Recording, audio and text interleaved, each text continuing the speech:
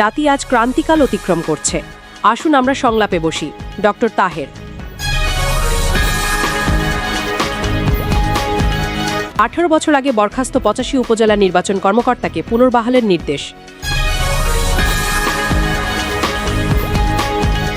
Breaking news, এখন যারা গণতন্ত্রের পথে বাধা তৈরি করছে তারাও পালাবে।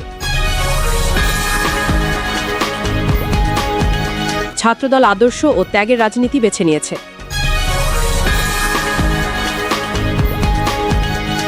এতক্ষণ শুনছিলেন সংবাদ শিরোনাম, এবার বিস্তারিত।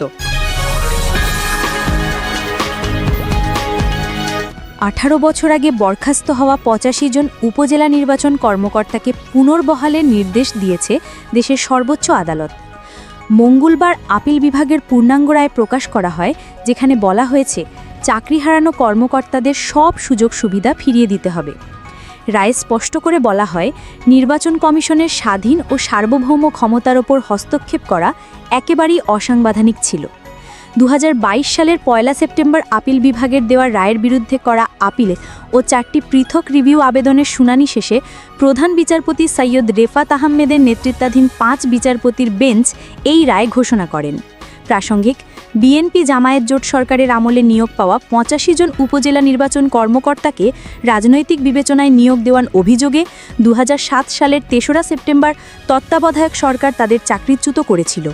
তবে দীর্ঘ আইনি লড়াইয়ের পর 2010 সালের 12 এপ্রিল প্রশাসনিক আপিল ট্রাইব্যুনাল এক রায়ে এই কর্মকর্তাদের পুনর্বহালের নির্দেশ দিয়েছিল নির্বাচন কমিশনকে।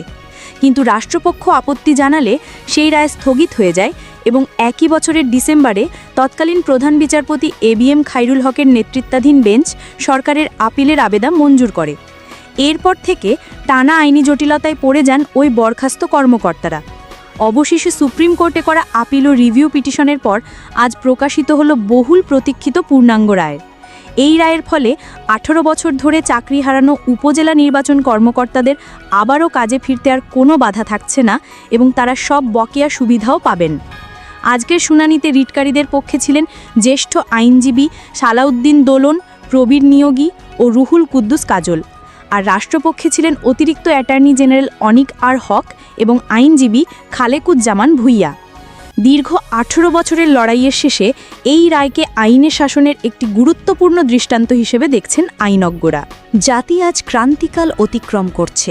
আসুন আমরা সংলাপে বসি, এমন আহ্বান জানালেন জামায়াতে ইসলামীর নায়েবে আমির ডক্টর সৈয়দ আবদুল্লাহ মোহাম্মদ তাহের। রাজধানীর ইঞ্জিনিয়ার্স ইনস্টিটিউশনে আয়োজিত জাতীয় সেমিনারে সভাপতির বক্তব্যে তিনি বলেন, বিএনপি সহ সব রাজনৈতিক দলের প্রতি আমাদের আহ্বান, জাতি আজ কঠিন সময় পার করছে, তাই সংলাপের বিকল্প নেই।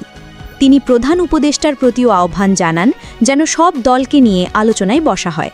তাহেরির অভিযোগ, যারা সুষ্ঠু নির্বাচন চায় না তারাই বিরোধিতা করছে, আর এর মধ্য দিয়েই তারা পুরনো ফ্যাসিবাদ ফিরিয়ে আনার চেষ্টায় লিপ্ত। তিনি বলেন, অনেকে ভাবছে আমরা বিভক্ত হয়ে গেছি, কিন্তু আসলে তা নয়। জুলাইয়ের চেতনা আমাদের মাঝে এখনও জীবিত, আমরা একত্রিত আছি। ডক্টর তাহের দাবি করেন, পিআর পদ্ধতিতে নির্বাচন না চাইবার কারণ একটাই, যারা ক্ষমতায় যেতে পারবে না তারা জানে সুষ্ঠু নির্বাচনে জনগণ তাদের প্রত্যাখ্যান করবে। তিনি আরও প্রশ্ন রাখেন, নির্বাচনের পরে যারা ক্ষমতায় যাবে তারা কি সত্যিই জুলাই সনদ বাস্তবায়ন করবে, নাকি কেবল প্রতিশ্রুতির ফাঁদ পেতে রেখেছে? তাদের কথার মধ্যেই ষড়যন্ত্রের গন্ধ পাওয়া যাচ্ছে। ঐকমত্য কমিশনের প্রসঙ্গে তাহের বলেন, সেখানে আমরা আনন্দ করতে যাইনি, বরং অনেক ছাড় দিয়েছি। নির্বাচনের আগেই প্রস্তাবিত সংস্কার ও সিদ্ধান্তগুলো আইনি ভিত্তি পেতে হবে, না হলে জনগণ সেই নির্বাচন মানবে না। তিনি আরও জোর দিয়ে বলেন, দেশের অধিকাংশ মানুষ এখন পিআর পদ্ধতির নির্বাচন চায় জুলাই সনদের আইনি ভিত্তি। প্রধান উপদেষ্টার প্রতি তার চ্যালেঞ্জ, পিআর ব্যবস্থা, সংস্কার এবং জুলাই সনদ নিয়ে গণভোট দিন, জনগণ সিদ্ধান্ত নেবে। শেষে তিনি সতর্ক করেন, আমরা শান্তি চাই, কিন্তু যদি জুলাই সনদের আইনি ভিত্তি না দিয়ে কিংবা পিআর পদ্ধতি ছাড়া নির্বাচন করার উদ্যোগ নেওয়া হয়, তাহলে জনগণকে সঙ্গে নিয়ে সরকারকে বাধ্য করা হবে আমাদের দাবি মানতে। ছাত্রদল বেছে নিয়েছে আদর্শ আর ত্যাগের রাজনীতি। অভিযোগ উঠেছে, স্বৈরাচারী শেখ হাসিনার বিরুদ্ধে লড়াই করা ছাত্রদের একটি অংশ এখন নতুন দল গড়ে বিলাসবহুল জীবনে অভ্যস্ত হয়ে পড়েছে। ঢাকা মহানগর পশ্চিম ছাত্রদলের সাধারণ সম্পাদক আকরাম আহমেদ বলেছেন, কেউ এখন নতুন করে দামি গাড়িতে চড়ছে, আর ছাত্রদল এখনও জনগণের জন্য আদর্শ আর ত্যাগের রাজনীতি চালিয়ে যাচ্ছে। রবিবার বিকেলে ভাসানটেকের বিআরবি মাঠে অনুষ্ঠিত কর্মী সভায় তিনি এ অভিযোগ করেন। আকরাম আহমেদ বলেন, জুলাই আগস্ট আন্দোলনে আমরা সবাই একসঙ্গে রাজপথে ছিলাম, কিন্তু কিছু ছাত্র ভাই নতুন দলের সঙ্গে যুক্ত হয়েছে, আবার কেউ জামায়াতের সঙ্গে গেছে। প্রথমে ভেবেছিলাম তারা হয়তো ভিন্ন ধারার রাজনীতি করছে, কিন্তু পরে দেখা গেল তারা গণ অবস্থানকে ব্যবহার করে এলাকায় মাফিয়াতন্ত্র কায়েম করছে, এমনকি চাঁদাবাজিও করছে। তিনি আরও বলেন, আগস্টের আগে রাজপথে সবাই একসাথে থাকলেও আমরা ছাত্রদল আমাদের সংগঠনের সঙ্গেই আছি, অথচ নতুন দলে যাওয়া কিছু মানুষ এখন দামি গাড়িতে ঘুরছে। তাদের নতুন পরিচয় এখন শুধু মাফিয়াতন্ত্র আর চাঁদাবাজির রাজনীতি, কিন্তু ছাত্রদল এখনও মানুষের জন্য আত্মত্যাগ করছে। আকরাম অভিযোগ করেন, ছাত্রলীগ আর যুবলীগের সন্ত্রাসীরা এখনও প্রকাশ্যে ঘুরে বেড়াচ্ছে। এত অপরাধ করেও তাদের গ্রেফতার করা হয়নি, বিচার করা হয়নি। এর দায় অবশ্যই সরকারকেই নিতে হবে। এর আগে কর্মী সভায় অংশ নেন ৯৫ নম্বর ওয়ার্ড ও ক্যান্টনমেন্ট বোর্ড এলাকার ছাত্রদলের নেতাকর্মীরা। খণ্ড খণ্ড মিছিল নিয়ে তারা সেখানে যোগ দেন। শুরুতেই জাতীয় সঙ্গীত, দলীয় সঙ্গীত পরিবেশনের পাশাপাশি জুলাই আগস্টের শহীদ ও আহতদের স্মরণে ১ মিনিট নীরবতা পালন করা হয়। পশ্চিম ছাত্রদলের এই সম্মেলনে নেতাকর্মীরা একে অপরকে ঐক্যবদ্ধ থাকার অঙ্গীকারও করেন। এখন যারা দেশের গণতন্ত্রের পথে বাধা তৈরি করছে, তারাও শেষ পর্যন্ত পালাতে বাধ্য হবে। চট্টগ্রাম সিটি কর্পোরেশনের মেয়র এবং মহানগর বিএনপির সাবেক সভাপতি ডাক্তার শাহাদাত হোসেন এমন মন্তব্য করেছেন। রোববার বিকেলে চট্টগ্রাম প্রেস ক্লাবের আব্দুল খালিক মিলনায়তনে বিএনপি চেয়ারপারসন বেগম খালেদা জিয়ার জন্মবার্ষিকী উপলক্ষে আয়োজিত দোয়া মাহফিল ও এতিমদের মাঝে খাদ্য বিতরণ অনুষ্ঠানে তিনি এসব কথা বলেন।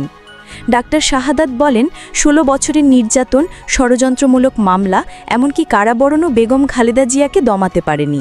তিনি সবসময় গণতন্ত্রের পক্ষে থেকেছেন, জনগণের অধিকারের পক্ষে থেকেছেন। তিনি স্মরণ করিয়ে দেন, ৮০-র দশকের স্বৈরাচার বিরোধী আন্দোলনে খালেদা জিয়ার আপোষহীন নেতৃত্বের কারণেই বিএনপি জনগণের আস্থা অর্জন করে ১৯৯১ সালে গণতান্ত্রিকভাবে ক্ষমতায় আসে। প্রধানমন্ত্রীর দায়িত্ব পালনকালে তার সততা ও দক্ষতা ইতিহাসে সেরা শাসনামলের উদাহরণ হিসেবে বিবেচিত হয়। অনুষ্ঠানে খালেদা জিয়া ও তারেক রহমানের দীর্ঘায়ু কামনা করে দোয়া করা হয়। পরে এতিম শিশুদের মাঝে খাবার বিতরণ করা হয়। ডাক্তার শাহাদাত আরও বলেন, গণতন্ত্রের শত্রুরা যত শক্তিশালী হোক না কেন, জনগণের শক্তির কাছে তারা টিকতে পারবে না। অতীতে যেমন স্বৈরাশাসকেরা পালিয়েছে, বর্তমানেও যারা গণতন্ত্রকে ব্যাহত করতে চাইবে তারাও পালাবে।